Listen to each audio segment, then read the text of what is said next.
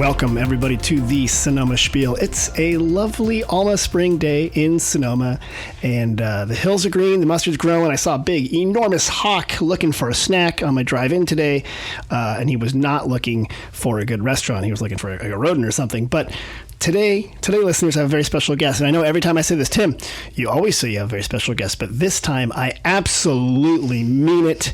She's from an incredible, amazing museum. It's one of the only kind in the world, as far as I know. It's dedicated to the art of a comic strip artist, but also the art of the comic strip from somebody who was here in Santa Rosa. Introduce yourself, Gina. Hi, Tim. It's great Gina, to be here with the best host I've ever worked with. It's a pleasure. No, actually, you're hired. I like working You're with hired. you. You're fun. And you're with the Charles Schulz Museum? I'm with the Charles Schulz Museum. Charles M. Schulz Museum? Charles M. Schulz Museum. Okay. And Research Center. And where is that located? It's in the heart of Santa Rosa. Okay. It's just up the road here. Up the road. About 35 minutes, I think, or so, 40 minutes. And that's right. According to tourism people, though, it's like 5 minutes up the road. Just go up there. But it's a beautiful drive. Oh, because there's the hawk looking for a snack. And you will see hawks looking for snacks on the way. It's all the way It's a lovely rural drive. Gina, what do you do at the Charles Schulz Museum? I'm their executive director. Oh, you're the boss. I'm the boss. You're the boss. You're I'm like the boss. And I can do all the fun things. Exactly, like spreadsheets. Right. And podcasts. Exactly. Yeah. Well, podcasts are the fun part. Exactly. What is the Charles Schulz Museum? Is it a museum just about... And actually, let's start with that. What is the Charles Schulz Museum, and who the heck is Charles Schulz? Because people might not know who Charles Schulz was. No, it's fair. It's a great question. The Charles Schulz Museum is all about the art and life of a man named Charles M. Schulz. Okay. And he was this guy who created Snoopy and Charlie Brown. Okay. And the rest of the Peanuts gang. Okay. If you're familiar with them, then you're good. If you're not familiar with them, you can think back to when your grandparents or somebody sat you in front of a TV set at Christmas, Thanksgiving, Halloween, and there's the specials on the air. Right. And they talked about the Great Pumpkin and Thanksgiving specials where you had popcorn and toast and jelly beans instead of turkey. And Christmas is you have a really terrible tree. Right. The Charlie Brown Christmas tree. Charlie Brown Christmas tree. That's one little stick with a red scraggly. Ball. Scraggly, and it's hanging over. It's top heavy with one red ball hanging over. And the ball completely crushes the tree. It's a sad tree, but it's stuck with people. They can relate to that. Exactly. So this guy Charles Schulz was a comic strip artist, I guess. Yes. And he wrote a comic strip called Peanuts. Yes. Was that, my kids were asking, was that the first time he tried to be a comic strip artist, or did he have other things that didn't quite catch on, and then Peanuts is what made him famous, right? Yes, definitely. He was very tenacious. He didn't just walk into it and voila, he had 26,000 newspapers, whatever. He was in World War II. He came back as a GI, didn't have a job, played golf a lot until they found a job, right? I mean, because it was hard for the guys back in the time. They couldn't find things. There's a lot of young men looking for work. Right. But he wanted to be a comic. He wanted to be a cartoonist, and his dad was a barber, so that was a little crazy. His dad was a barber. His dad was a barber. Okay, put that away. His dad was a barber. Put that away, because there's going to be a discussion, I think, about one of his characters. Fair enough. Okay. It's a good question. Charles Schulz, I think his nickname was... Sparky. Sparky. And he was named at 2 days old after a comic strip character. The Barney Google comic strip had a horse. It was a terrible horse, not a good horse, and it tried to run these races, but its name was Sparky. He was named after a comic strip. A cartoon character horse. In a comic strip. Yes. Thanks, Mom and Dad. Right? Well, I mean, not Charles. I think it was his uncle who actually Sparky. suggested it. Yeah.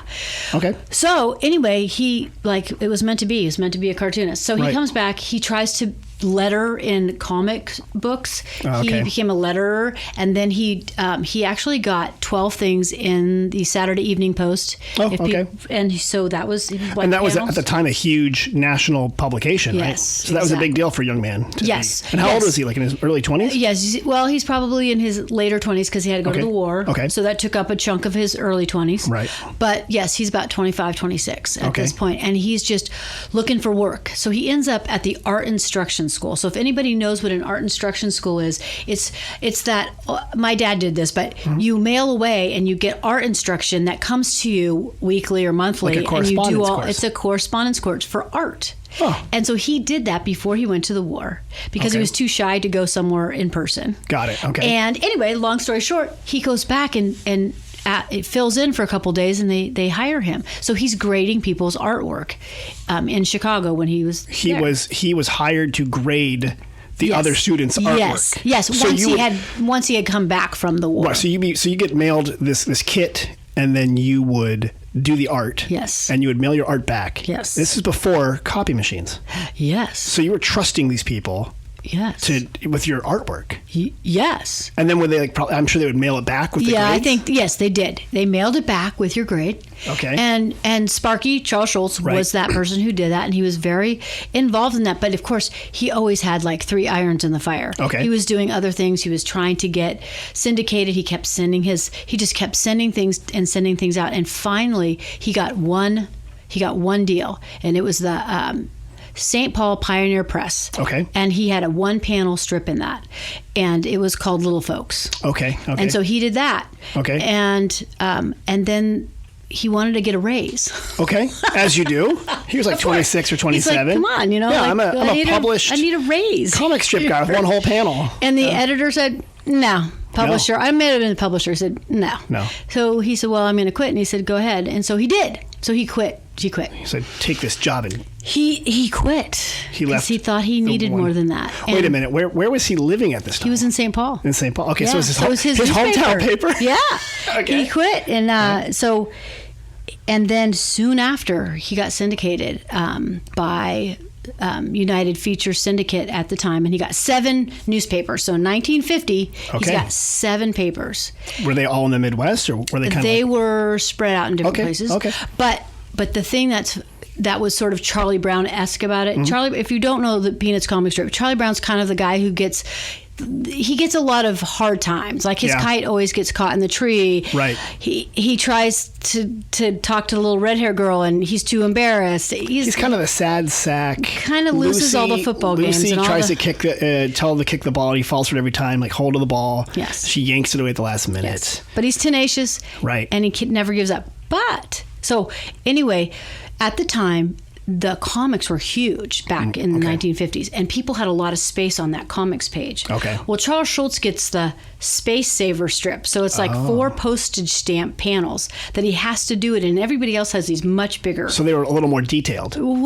Yes. I mean, so he kind of has the Charlie Brown of the comics, and they're like, oh, you can stack it on top of each other. You can stick it next to the horoscopes. You can put it in the back of the newspaper. You don't have to have it on the comics page. You can just put it right there, like a fish wrap this section. Right, exactly. So here he is. He gets this terrible sort of, deal, but opportunity. But he makes it into an opportunity. Okay. So he becomes very efficient. He only does what's necessary. His stuff stands out on the page because he's minimalist about how he draws. When you see all this finely detailed stuff, Charles Schulz's strip is kind of smart alecky at the time, right? And I would say, it's unique. It's like your eye minimal. sees it because he's the white space. It jumps off the page. Clever. So I don't know if he meant to do that. He was trying to tell a story, and he thought, with this format, the best way I can do it is do little moments in between time. So he talks about those things like. That we all relate to, because it's like human things that we all can relate to, no matter where in the world we are. And you see yourself in the strip, and it's these tiny moments of everyday life that he sort of picked on because that's all he had. He didn't have enough space to really do anything. Develop a long, what's that Prince Caspian narrative or whatever those Prince Valiant. Prince Valiant, thank you. Which is still around. Yeah. Well, I was trying to think his strip is still running. Yes. I mean, Charles Schulz himself passed away some years ago. 20 years ago, 22 years ago. But his strip is, I think, has never stopped running. It's been in syndication it's always, since. Yes, absolutely. And it had this popularity. I think, Gina, you hit on something that, and maybe even back then, but he had universal themes that applied across cultures and places. And even though every character is either a child or a bird or a dog or a dog's brother. I'm trying to think of. There's no adults in the strip. They're not allowed. Adults. He tried them and they didn't work. Oh, really? Are there strips for those adults? He actually drew some strips with adults, not in he did in. If there's a few strips in Peanuts, there's 18,000 strips, 50 years of strips. But he started with some adults and then he went, no, this doesn't work because the adults just he didn't want to deal with them. I don't know why. He just didn't think they worked. So he left. They could not be in the strip anymore. So adults will never be in the strip. They're always off screen. Right. And he just thought, let's not have them in there. Which is great because you're kind of in this world of these kids who actually have adult thoughts. What's the universal, right? Like you've got like one character named Linus who is kind of a philosopher / younger brother to Lucy, who's kind of a bully or fuss budget. You got Schroeder, who plays the piano. And he's passionate about his piano playing. His piano, but doesn't notice it. Is it Sally that likes him? Lucy. Oh, Lucy likes him. Sorry. Sally has a crush on Linus. Yes. Okay. You got it right. You got all the unrequited love down. Well, speaking of unrequited love, Charlie Brown loves a redheaded girl. Yes, the little red-haired girl. We never see the little red-haired girl, do we? No, but we think she's gorgeous. I love this. For a reason, right? And it's unrequited because this, meaning, for those listening along at home, I guess that it's not given back. It's a one-way crush. Yes. Just like all sixth grade crushes are, like we have this crush on this person and they don't even know I exist. What was the story of the red-haired girl? Well, it actually came from his real life. Okay. So when he was at the art instruction school, he met this girl named Donna Wald, and she had beautiful red hair. Wow. And he started dating her. In fact, I got to talk to her once on the phone. Oh. They would go out. This is pretty cute. They would make pancake batter and they would go out to the river. I don't know why. And they would make pancakes on the side of the riverbank. I have no idea what it's about. I don't know if this is a euphemism that you're starting to catch on. You're looking back. So cute. They would make pancakes on the side of the river. They feed ducks? Made pancakes. I think they ate them. They ate the pancakes. It's after World War. I don't know. I can't explain. I love it. It's so romantic and so quirky. It's like, it is different. I feel like that would be like a Coen Brothers movie when they go on a date or something like that. It's like, this is kind of weird, but of course we're making pancakes on the side of a river. And he liked pancakes, I found. Who doesn't like pancakes? I love pancakes. We're going to circle back to that when I ask you more questions. No, we're not going to talk about it. So I was just going to say that, he asked her to marry him when he first got syndicated. Okay. He came back and asked her to marry him, and she said no. She said no. She was dating sort of another guy who was a firefighter. Very practical and has a future and a pension. Exactly. It's not an artist who we don't know what's going to happen.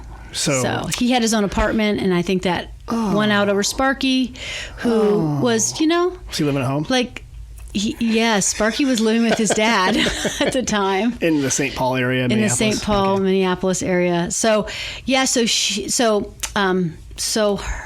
other guy won, and he used that a lot. Yeah. Right? Because that little red-haired girl was some real good inspiration. That stuck with him. It did. And that's just like those moments from first grade to sixth grade stick with you. Totally. Well, or longer, 20-year-olds. 20 years. How old are the kids in Peanuts, do you think? 7, 8, 6, 7, 8. Okay, yeah. I don't think they specifically say their ages, but they don't. They don't get old in that. Right. Yeah. Like us. Right. Exactly. Gina, how long have you been at the Schulz Museum? How long have you worked there? I'm only 5. Because I think you're a Santa Rosa native. You're a Sonoma County person, I am. I was born in Sebastopol and grew up in Santa Rosa. Went to school in Santa Rosa. Went to Montgomery or Santa Rosa High? It's now defunct. Yes, Ursuline. Okay, so go Bears? The Ursuline Bears? Yeah. The Ursuline Bears. You're the Bears. Wow. Well, Ursa, right? The bear, Greek word for bear. So that one's, you can get that. I'm just impressed that you would know that. Anyway, Ursuline Bears, yeah. I could hardly remember that. Well, you gotta know these things. Yeah, I should have. All right, so you started out at Schulz Museum as an intern. How did you get there? How does someone like you end up in someplace like that? Right. Like, what happened there? Right. I was actually in Whole Foods and I ran into the director, Karen Johnson. So, for real? With my 2-year-old was running away from me, and I ran into Karen Johnson, who was the director at the time, and she had just come back from New York, and I said, "Oh my gosh, you're back from New York and you're running this museum," and she said, "Yeah, I was just thinking about you." I said, "Really?" And she said, yeah, are you looking for a job? I go, yeah, I just lost my job.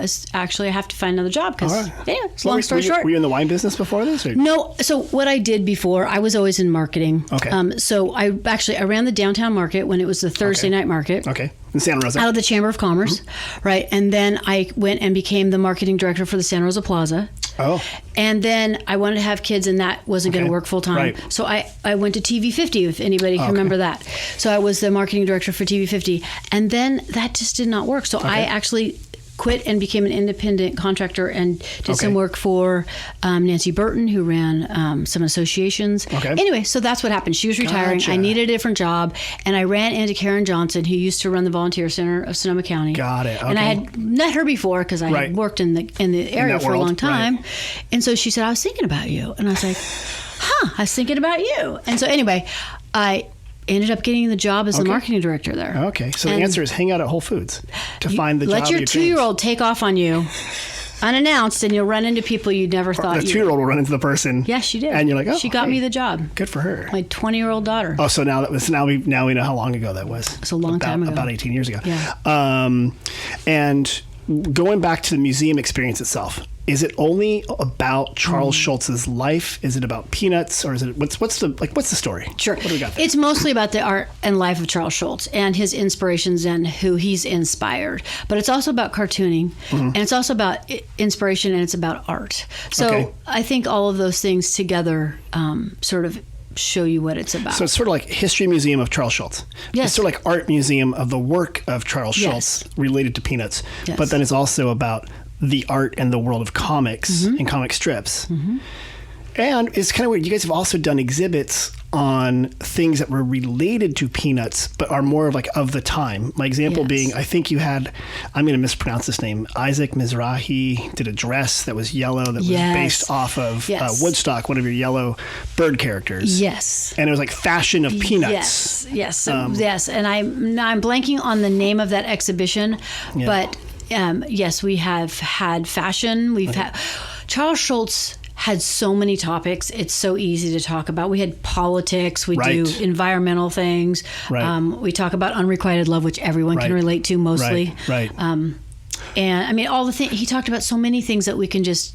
And was he one of the first mainstream comic book artists to introduce a black character? Yes, Franklin, he was actually. After speaking to MLK? Or no, sorry, her name was. I'm stuck with Donna Wald, which is not correct. Hold on. It'll come to us. It was after the assassination of Martin Luther King. Oh, after they said, okay. And she was writing to quite a few people and saying, please, we need to do something here. We need to do something. And she got a hold of Charles Schulz by letter. And he said, well, I'm afraid I don't know enough. Like I would be disparaging, or I don't know if I would do it right. He would make a mistake, or he wasn't sure. But then she had some friends that were high up in the industry who were black, and they said, "Oh no, you should do it. You should definitely do it." So he felt encouraged. He felt like it was the right thing to do, and he did it. And then and then the time he had problems is when he had Franklin, which is he created Franklin, the character Franklin, and he put him in the classroom with Peppermint Patty. And that's when the Southern editor said, no, you can't do this. Oh, so this was prior to some of the school desegregation. Right. There was still those things happening. Interesting. And so he said, sorry, you need to put my cartoon strip in as I have it. So he's fought for it, for sure. Okay. Which is wonderful, because I can't tell you how many people, like Al Roker, Rob Armstrong, people who are black, who said, I finally saw myself in a major cartoon strip, and I felt like that, I am seen, I am heard. Right, and they're there. And that was important. And I'm sure there certainly were already black comic book characters, right? Like in so yes, parts of the city. So my favorite was Wee Pals from Maury Turner. Okay. And I don't know, it's called Kid Power. I bought that book when I was, I just remember my dad saying to the priest at church, yeah, she believes in kid power. And I was like, yeah, what's wrong? What am I not getting? So anyway, yes. So Maury Turner was doing that, and he and Sparky, he was a black artist who was drawing black characters, which is great. But were they in mainstream publications? It was in mainstream, but Charles Schulz and Franklin helped make it just rose. It just okay, more exposure. rise the waters. Everybody was all boats rise to the tide kind of thing. All boats rise to the top. Yeah, it's not. All boats rise to the cream. Something is wrong with that. But anyway, you know what I'm saying, right? Yeah. So and that's what I'm saying. Back to your exhibits, that they're not just here's this kid in a classroom. Right. Here's this theme. You had a theme about the Apollo missions. Yes. They brought Snoopy. No, they brought Charlie Brown. So the capsules within the space. Yes, Apollo 10 was the dress rehearsal for Apollo 11 when they actually stepped onto the moon. Okay. So they named one of the lunar module Charlie Brown and the other one Snoopy. Oh, so they went up there and they actually practiced with the modules and stuff like that. Yes, they did. So okay. they kind of dusted the top of them. They didn't get out. But they actually had their dress rehearsal for that. There was interesting. And yes, and Charles Schulz, you didn't know if it was going to make it. Like, what if they blew up and they were named Snoopy and Charlie Brown? Yeah, it's kind of sketchy. But he said, if they're courageous enough, these astronauts put their lives on the line, I'm going to put my characters' lives on the line. That's great. So we've actually had astronauts from those Apollo missions come to the museum. Oh, that's pretty amazing. Yeah, that was amazing. So now we have some new news that's just recent. Dun, dun, dun, dun, dun, You heard it here first. Truly, almost first. Go ahead. Yeah. So the Artemis mission that just went up in space. All right. They had Sparky's pen nib, and so that we're just going to unveil that. Because what is a pen nib? So a pen nib is the top of a pen. Okay. That is. And you dip it in ink. Oh. Charles Schulz, actually, his ink pen that he used. He used like a dipping pen? A dipping pen with India ink. Oh, wow. That's old school. Okay. Right? So the nib, the top that goes into the holder, was flown in space in the Artemis mission. And so we're going to unveil it. We're going to open it up from all the wrappings that they put in space. And we're going to do that, I don't know, in a couple. That's cool. Whenever we can get Jeannie here, because we got Jean Schulz, who started the museum, and Charles Schulz's widow. Got it. She is going to open it up. But the other thing that's so cool is the gravity indicator was a Snoopy plush. What? So it actually, when it rose up, the highly calibrated system to show if the gravity was at 0 or 1 was a Snoopy plush, the kind that you can buy at the gift shop at the Schulz Museum. It's kind of special because it had its own astronaut jacket, and it was probably like sanitized or something like that. Oh, I'm sure. I'm sure. Right. But that is going to be traveling around, and then the museum. It's coming to the museum. So wait, do they just put on a little table a plush doll and it starts floating? Yes, you're literally, if you see it floating in the air. Sometimes low tech is the best tech. Right? A Snoopy plush. Isn't that the best? I like that. So that's coming to us too in about a year or so. Okay. Yeah. You have a bunch of rotating exhibits. Yes, all the time. What I like about it's a museum, but it's not just a museum, right? Obviously, I know you guys go through great lengths to talk about this, but you have spun out other artists who have been there, I believe, working or known about you. Or one, he didn't directly work for you. He worked for the syndicate next door with, he was a lawyer. Yes. And he's a local guy. Yes. And he has some of my favorite characters currently on there, like Jeff the cyclist and Timmy and Pig. Stephen Pastis. Yes. Stephen. With Pearls Before Swine. Yes. And he lives here in Sonoma County. And occasionally he'll make jokes that are like Sonoma County in-jokes that you can kind of catch, which I kind of love. But he was kind of influenced by the work of Charles Schulz, right? Because he was a lawyer. He was a lawyer. Literally like a copyright lawyer, an intellectual property or something. Some kind of one of those soulless people. When you just have to be at a desk all day and it's not fun, you're not drawing. Yeah. Right. He was a lawyer for sure. Yeah. And Charles Schulz encouraged him to go out and be a cartoonist. Okay, and he kind of said give it a whirl. So. He gave it a whirl. And he did, and he gave it a whirl, and he's doing incredibly well. Yeah, I still love, Jeff the cyclist, who's always he's super actually, buffed. I think his cartoons are better now because Stefan's so intelligent, and the doomsday that we're all feeling, right? He relates so well to that he's just articulating it in such a funny way. He tells good stories, and I think his own life, you've seen some of the changes he's been through and how those appear in the narrative. So Pearls Before Swine. I was telling him I think his strip is probably the best it's ever been. It's fantastic. It's a good one. Yeah. It's good. I'm actually glad our local papers still run the comics because I'm glad we still have local papers. Right. In Sonoma County, we have the Press Democrat. Here in Sonoma Valley, we have the Sonoma Sonoma Index Tribune. Yeah, we're very lucky. Both owned by the same company, but they're fantastic. Yeah, so. We're very lucky to have that because journalism is, if you don't have a journalist seeing the power shifts, there's nobody telling the real stories or the stories that we should be told. Or paying attention. Yeah. If you don't have someone paying attention to something as mundane as the school board or the city council, it's people got to pay attention. And then the comics can bring either levity or insight or both. Yes. To it there. Yes. Have there been other artists that have kind of spun out or come to visit the Schulz Museum? Like maybe do you bring in artists for certain days where they could learn how to do stuff? So we always have, every second Saturday, we have a cartoonist come in. So we always have. But so people who have 4-year-olds are going to understand this, and people who don't, maybe you won't. But Chris Eliopoulos, who does Xavier Riddle and the Secret Museum. Okay. He can't, right? It's a PBS. It's on PBS. Oh, okay. And they take like Billie Jean King or Isaac Newton, whatever. They always have these characters that they have in cartoon fashion, and they have a value. They teach the kids something. So anyway, it's this cast of characters. But Chris was just here like a week or two ago, and Carl Schulz, like his character is. He said he showed me, like, I actually drew it over Linus. Like my character, he used Linus as his base? Yes, he actually have a video of it, of him drawing his character over Linus's head and saying, look, I ripped it off straight. Do you think a cartoonist would see that as like that's bad, or is that an homage? Like you took it's an homage for sure. Okay. Oh no. Anytime anybody steals anything from me, I think it's awesome. Right. Like, no, it's a compliment. Everything's based on something else. Yeah, it's a compliment. That's the way it is. Yeah. Before we go into the next section here, where you're going to help me answer questions. Oh, yes, that's right. Get, right. Yes. How do people, if they want to access the museum, how do they get there? How do they find out more information? Sure. What's that stuff? Sure. Lots of different ways. Our website, schulzmuseum.org, Facebook, Instagram, Twitter. Schulz Museum's easy to find, and our social media is great. So if you just want to do social media, you can certainly just follow us. You can get emails from us.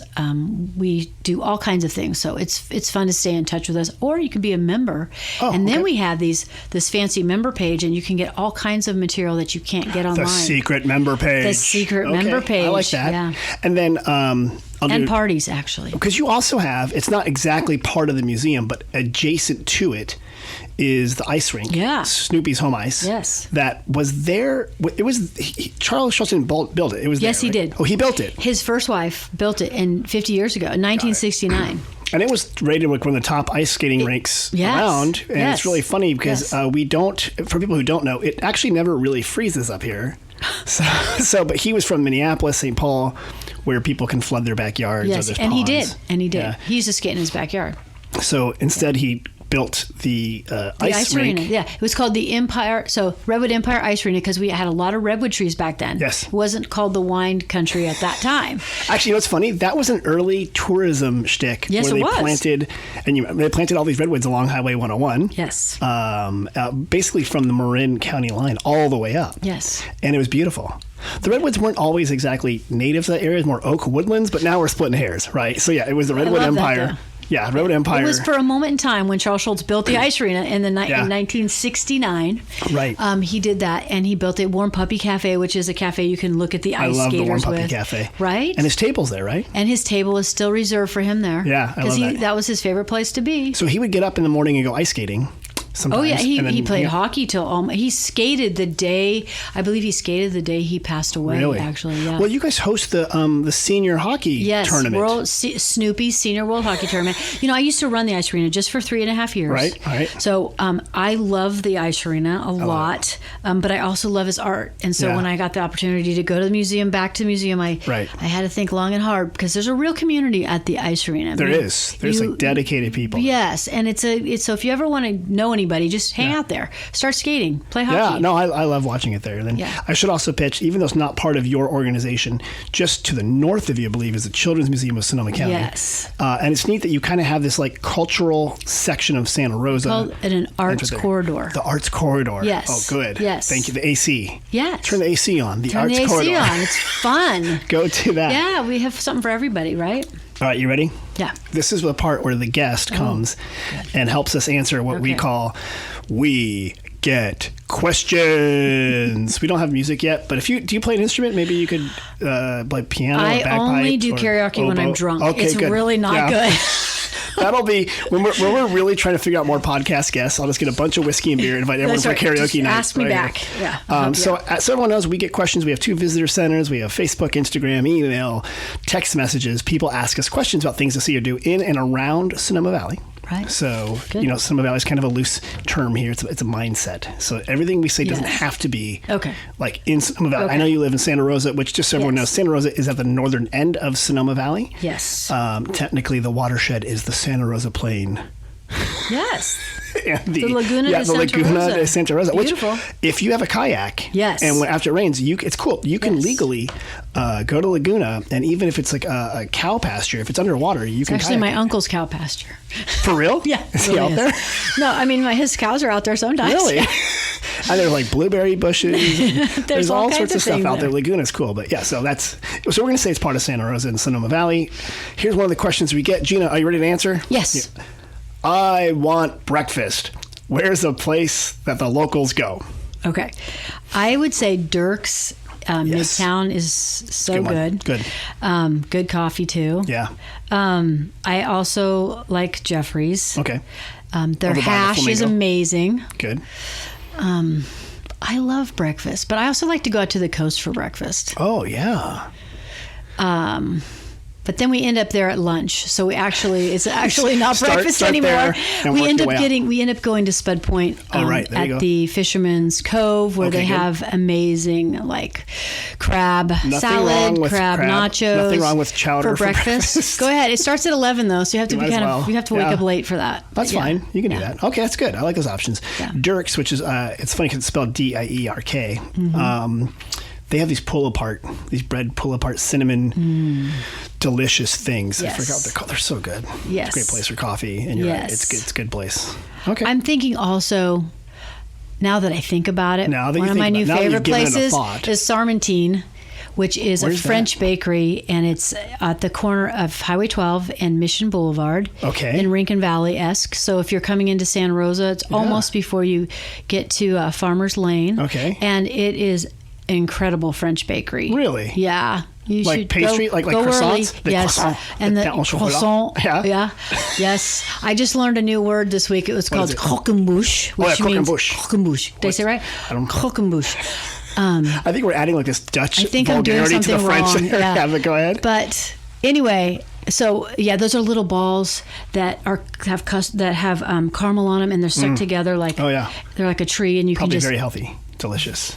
Totally healthy. Well, these French people are very healthy. They actually are, because they just have a little bit. They do. And then they walk everywhere. And and they smoke their galois.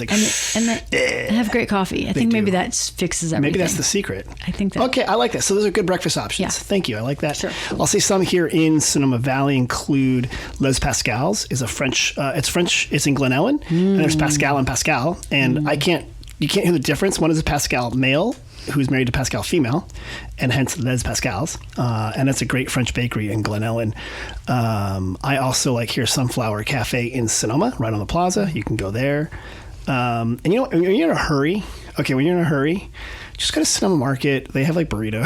Oh, good. So if you want to go, they have a little deli section or something like that, which is it's not a sit down breakfast, but that's you're grabbing some sustenance before you head up to the Schulz Museum. Yes. And then you head out to the coast. Okay. Yeah. No, that's good. I have one more because my daughter works there, so sorry to plug. Oh, yeah. She works at Girl in the Fig. So. Oh, she does? Mm-hmm. She does? She's the hostess. Yep. Here in town? Yeah, in Sonoma. I'll go say hi to her. She drives all the way. Good for her. From Santa Rosa to Sonoma. I probably pass her on the way in. Right. Saturday night, she'll be there. Okay, Emma. good for her. Say hi, Emma. Hey, Emma. She's like, oh my gosh, Mom, you're so embarrassing me. It's probably true. Emma's the one who got you the job then. She is the one. Good job, She's Emma. one of the. I have 2 daughters, and she is the one who got me the job. Yeah. So, and Girl in the Fig is right on the corner of 1st Street West and Spain Street here in Sonoma, right on the plaza. A classic, lovely place. They have really cool art right now. Yeah, and get reservations because it's hard to get in. Yeah. Although on lunch sometimes you can walk in, but then you won't see Emma because she's there at night. So there you go. But if you do see Emma, tell her mom said hi. Call your mother, Emma. Stop just texting emojis. Let her know what you are doing. Here's a good question about shopping. Are there any good places to go antiquing antiquing. Yes. Are you an antique? Like this is. I'm not an antiquer, but I know somebody who has a great store. Where do they go? Whistle Stop Antiques in downtown in Railroad Square in Santa Rosa. Okay. And Dee Richardson has probably, I think she started Santa Rosa. No, she's just so involved. She's super back when it was involved. new furniture. She's just amazing. And so they do carriage rides. They have they do a lot of things in that square. Right. So anyway, I just think that's the only one I really know of. Okay. That's a good spot. No, and that's a good one. Other people, Highway 116 between Petaluma and Sebastopol, there's sort of like antique row. Mm-hmm. There's some like Artifact, which is here in town of Sonoma, isn't antiques per se, but it's kind of like objects that are sort of antique-y, if that makes sense. And then you'll find some south of Petaluma and south of Sonoma. There's some antique spots there. So, yeah, it's a good spot. I want to see some art galleries and studios. I want some art. I mean, if I want to see some art, where should I go first? Well, you should come to the Schulz Museum. Yeah, of course. Jeez. But there's some great artists in Sonoma County, my goodness. Yeah. Hillsburg's got a lot of artists up there. Yeah, some galleries up there. You can just walk around the square Yep. and go there. Grayton, there's a great little spot in Grayton that I love. That's right next to Willowwood, which has got a great breakfast. Oh, good breakfast, Willowwood. Oh, great breakfast. And then across the street for dinner is the other one, Underwood. Yeah. Yes, Underwood and Willowwood. Good. Yes. Yeah, those are good spots. Those are great, and that's worth going to. Okay.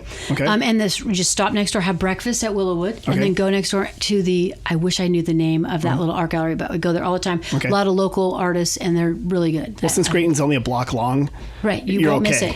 You won't miss it. It's fine. I also, have you been to Fulton Crossing up there off River Road? Sure. Fulton? That's a good spot, yeah. North of Santa Rosa.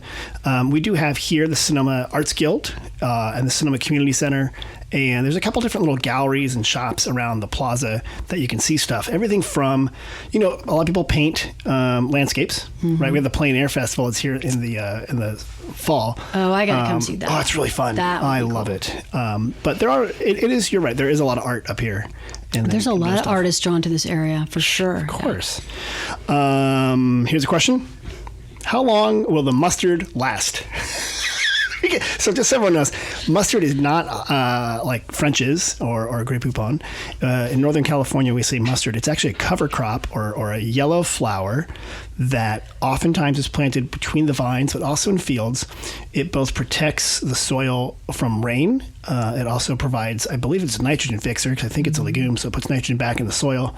And it's beautiful. It's yellow. It's very beautiful. And my joke, and spring has arrived when the mustard girl is there. There's always a young woman taking photos, now in the age of Instagram, yes, in a field of mustard. Yes. And you're driving down the highway, yes, and you see a car pulled over. Yes. Odds are it's that. So the hard part is, how long will the mustard last? It's sort of the same question we get, like, when does harvest start? Right? It depends on the plant. We don't really have control over that. Mm-hmm. And the weather. And the weather. So typically, the mustard will be here. It's definitely here now. Yes, it's not peak mustard, but we're getting there. But it will definitely peter out once you get a couple days that are about 80 degrees. It starts to kind of go away. That might be fast, so just... I know, you never know. You never know when it's going to happen. But how about this? Related to that one, what's a good place to go hiking? Oh, I love to hike. Where do you go? Sugarloaf, which is in the Valley of the Moon. Mm-hmm. I actually just went to Jack London State Park and checked out a typewriter, from the 1920s. Oh, you did? They have their little museum there for Jack London, which was amazing, because my kids, I'm like, do you know what that is? That's a typewriter. Yeah, you can see his actual, where he was working. And it's really and also his wife, Charmaine. Yeah, Charmaine. She was a fancy lady. Yeah. And it's just nice around there, but there's so much hiking. I also think Jenner has a great, overlooking the coast. If you go to the coast, you got to go past Jenner, north of Jenner, and just keep looking until you can turn right into, and I don't know the name of it, but it's Jenner Headlands. Yeah. And go to the top of that hill. It's like probably a 20-minute hike, and you can see down the coast. It's funny because Big Sur is famous for that view, but we have it in Jenner. But it's off the beaten path. Right. You have to know very about it. rugged cliffs, beautiful. The waves are stunning. There's rocks out there. Sometimes you can see whales migrating back and forth and stuff like that. It's beautiful. But you passed that test without a problem. Oh my gosh. You're so easy. Look at that. Boom. So easy.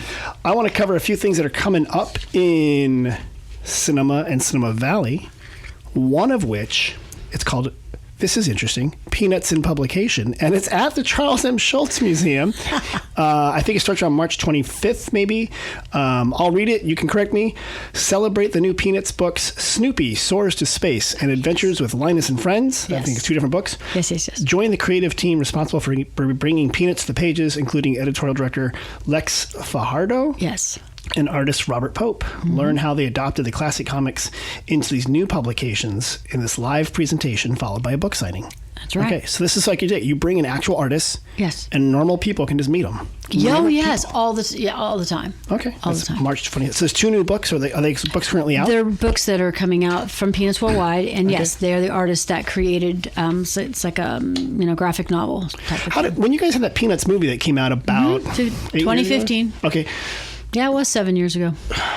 I know that seemed like yesterday, but I've been through a lot. The artists kind of look at the way the comic strips are written and they adapt that, right? But they put their own, because it wasn't obviously Schulz himself didn't do it, so they took his work and kind of adapted it. They spent a lot. So Charles Schulz had enough power in the 1970s to say, I'm going to gather a group of people who are going to sort of like make sure my art doesn't.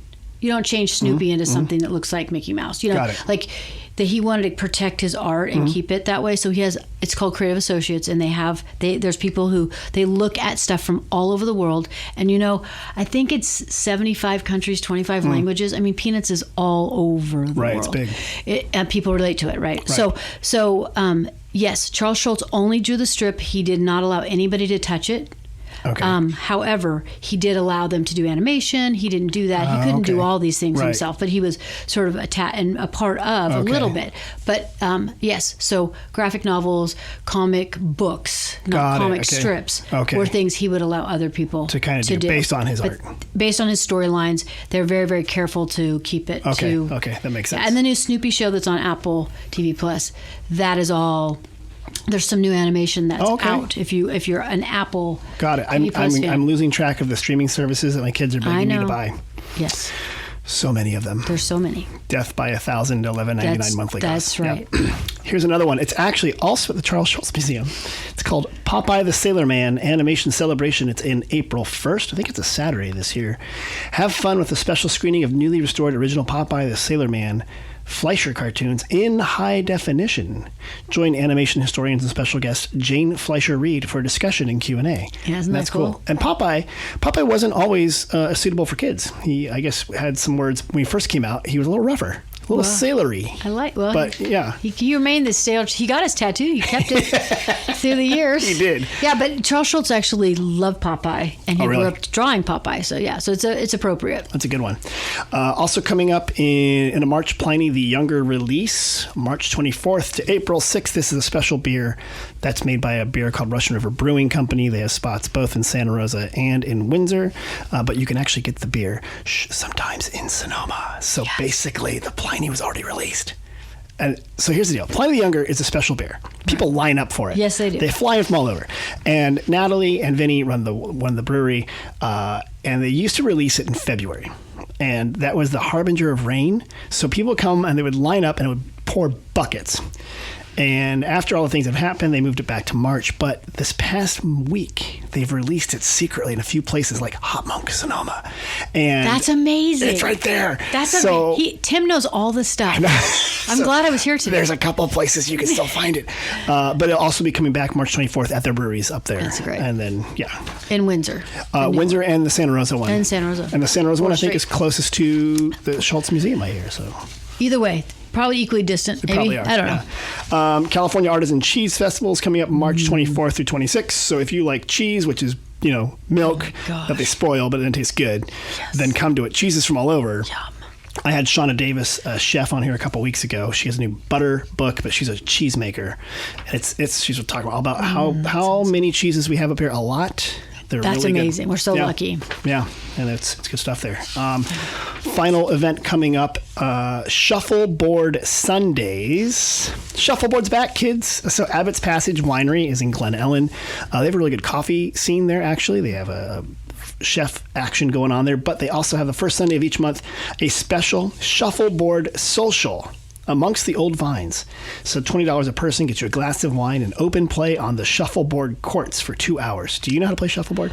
No, I think, isn't that, you're supposed to be on a cruise ship? I don't know when you do that, but I think it's cool. I'd like to do that and drink coffee. Yeah. I think last time I played shuffleboard, I was visiting my grandparents in Fort Lauderdale, Florida. Yes. That's it. And it's a Florida thing. It's like a Seinfeld, like Del Boca Raton or whatever. Yeah, that's what I feel like. But and you can show up there in Abbott's Passage, really good winery. It's the same family that has Gunlach Bunchu. So good wine, good Pinot, good stuff like that. You know a bunch of wine people because you grew up here. You probably hung out with all the wine people. I did. My father-in-law was the senior vice president of Sutter Home. Oh, really? Mm-hmm. And Corbel. They made one or two bottles. Corbel for a while. They've made a few bottles. They have some. Fan of White Zin. Let me tell you. Yeah. Right. Yeah. Really? And he's at Corbel too? Okay. He was before he went to Sutter Home. Yeah. Got it. Yeah. So that's, there are, more than 500 or more than 600 wineries probably in the county. Anything from large ones like you said, like Corbel or Kendall Jackson and Gallo to, it could be like Gina's backyard wine. It could be just like 5 gallons. And my sister makes her own wine. It's fabulous. Really? Is she like a winemaker or is she a garagiste? Like she makes her own? She just does her own thing. Really? And she brings it over? She gave it to me for Christmas. It was great. Good? My husband started drinking. I was like, wait, when do I get some? So anyway. So that's actually nice of you to actually say on the record. Yeah. That your sister's wine was good. It was really good. Okay. No, so I've gotten some homemade stuff before. Yeah. If I gave it, don't drink my wine. I'm always like, this is really good. Thanks. Thanks for sharing. Yeah, because anyone can make wine. You just put grapes in a bucket and put it in the garage where it's warm, and it will actually turn into wine. It will be awful, but technically it'll ferment. Nobody wants that. Yeah. Nobody wants that. Gina, you've been wonderful. It was fun, too. Thanks for coming on here. I just want to remember, if people want to get more information about the Schulz Museum, how do they find out about you guys? Go on to Instagram, Schulz Museum, or you can go on our website at schulzmuseum.org, and we'll be right there for you. Call us. We answer the phone live. Right away. Live. Hello, this is Gina. Hi, you can actually, on the website, you can call me directly if you want. I love it. All right, great. Well, thanks so much for coming. And for everybody else that's listening, please remember to subscribe, comment, tell your friends. It's the Sonoma Spiel. We love to have you. Everybody have a great day. Thanks.